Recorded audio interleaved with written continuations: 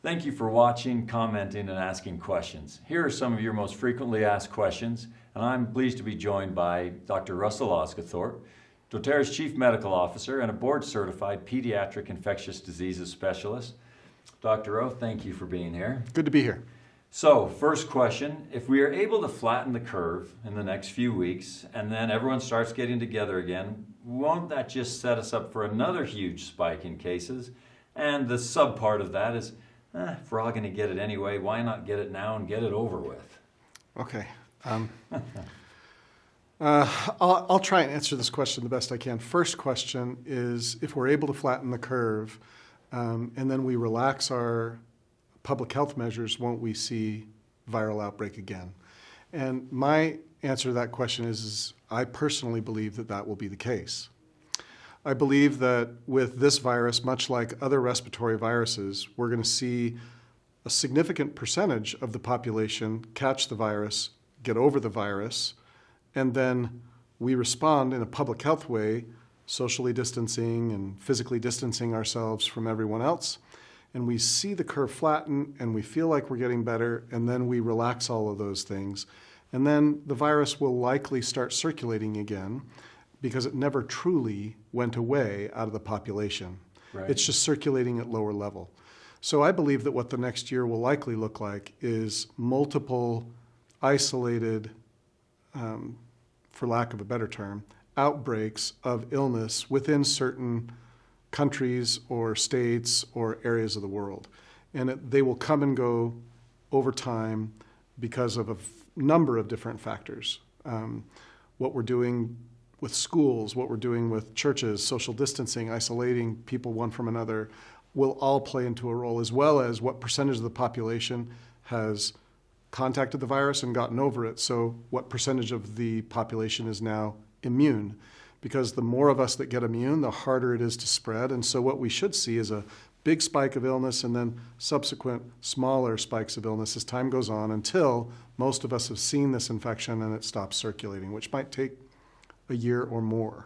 And to be clear, and to the second part of this question, which is when you say that the bigger spike, we're still hoping to keep that bigger spike up. Yeah, we don't want it to be a Mount Everest spike. No, and that's why people can't get it now, even though they may well get it 8 months from now. Mm-hmm. And that's the second part of your question, which was, if everybody's going to get this, why don't we all just get it over with? Yeah. And that goes back to some of what we were talking about in our very early episodes, when we said that we want to flatten that curve to give our hospitals a chance to care for those among us that will need intensive care.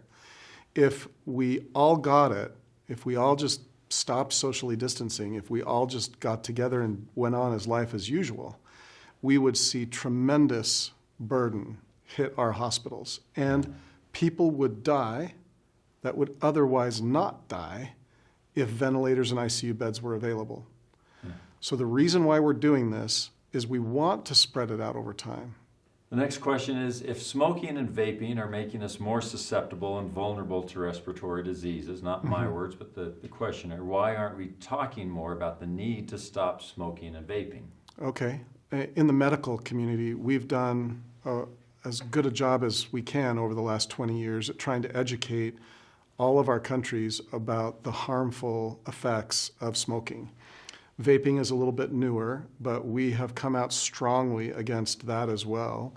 Anything that harms your lungs, irritates them, could potentially make COVID-19 worse. Yeah. So one of the risk factors for severe disease or being admitted to a hospital or needing an ICU is chronic lung disease. And we know that smoking and lung irritation caused by vaping can cause chronic lung disease. So we should definitely avoid those things, keeping our lungs as healthy as we can.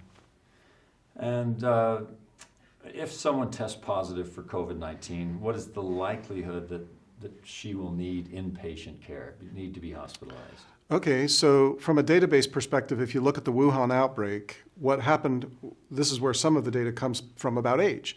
We learned that most of the patients that were being admitted to hospital were over 65. And in that age group, roughly 30% or so of those in early reports out of China suggested that up to 30% of people over 65 needed hospital care who got COVID.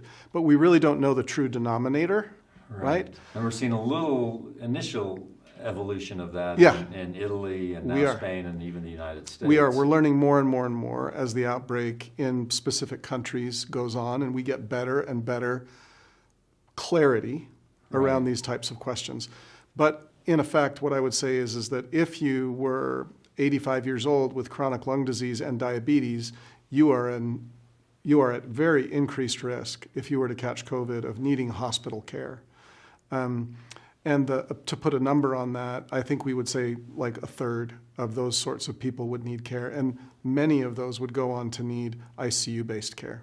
The final question asks about immunity in COVID-19, Sure. that we are seeing people recover. Yep. And the question then is, how long does that immunity last? Okay, so with any viral disease that you get, your immune system tries to respond, and it is either successful in responding or not successful in responding. With COVID-19, we are seeing successful response. Many people are recovering from this illness, the vast, vast majority of them, right? Many of them have asymptomatic illness and get better. So we know that our immune system responds to the virus and controls the virus. The question we don't know yet is for how long that control is good for. Yeah. So we don't know how long immunity lasts. We know that we create antibody to it. We know that we create cellular immunity to it, but we don't know how long that will last. So will there be potential for reinfection with COVID-19? It's possible, and only time will tell. We'll know later, year or two from now, about reinfection rates with COVID and whether that occurs or not. We're hopeful that it's similar to other coronaviruses, which is when you get them, you're immune. Thank you, Dr. O, and thank you for joining us.